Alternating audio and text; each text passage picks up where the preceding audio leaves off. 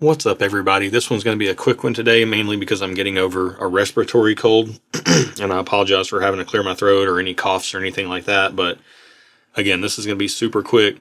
This is ownership, something I learned in school about leadership and how it ties into something in the Bible, a little bit of name it and claim it, but spun a different way from the way that we might typically hear it spoken about in religious circles, or church circles, or spiritual circles, or however you so choose to determine or interpret that word.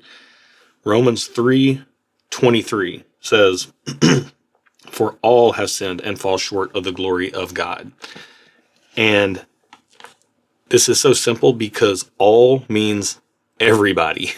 And the reason that I'm bringing this up is because I think whether you're talking about spiritual matters or whether you're talking about matters of business or just being a good human being, taking ownership of your mess is one of the most powerful things that anybody can do.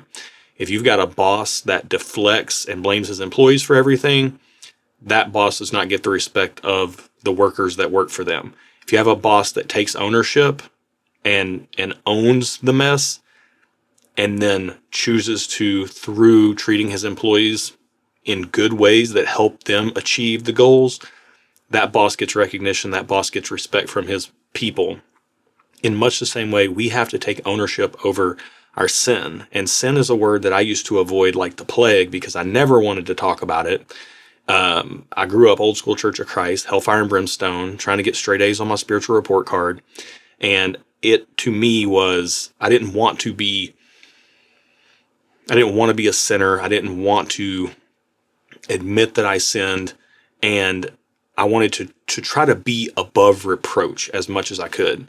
And I think as I've gotten older, what I've realized is that interferes. That is a block for me that gets in the way of me being able to humble myself and accept God's grace and mercy through giving his son Jesus for my sins.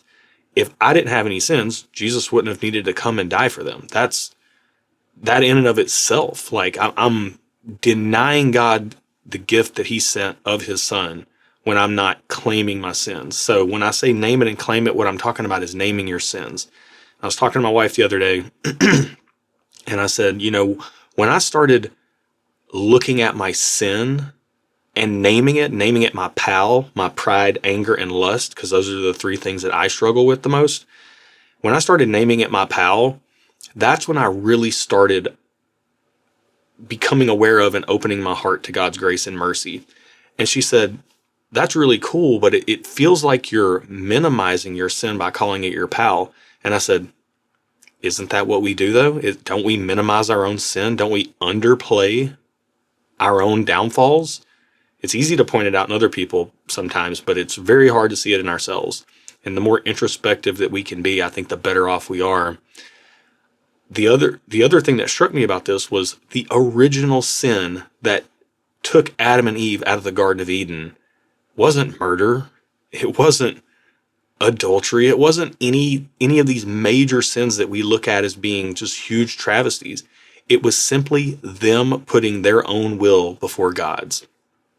And I think something that seems so innocuous as that in our everyday life was the sin that took Adam and Eve out of the Garden of Eden. How often do we put our own wants and wishes ahead of God's for us? All the time, if you're me. If you're you, you probably do as well. We want to put ourselves on the throne and put ourselves as the God of our own life rather than submitting and surrendering to God and his will.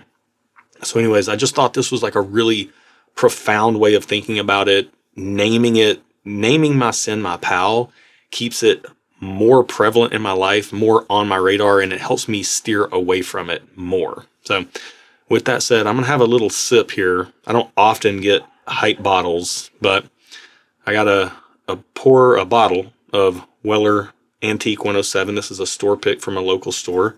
It's their Christmas bottle this year. 107 proof, Buffalo Trace wheated bourbon.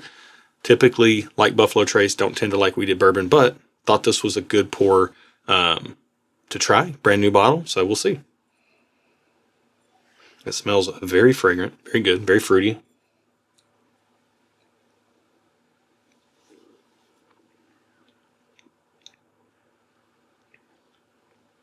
Yeah, that to me is a marked step up from the regular Antique 107.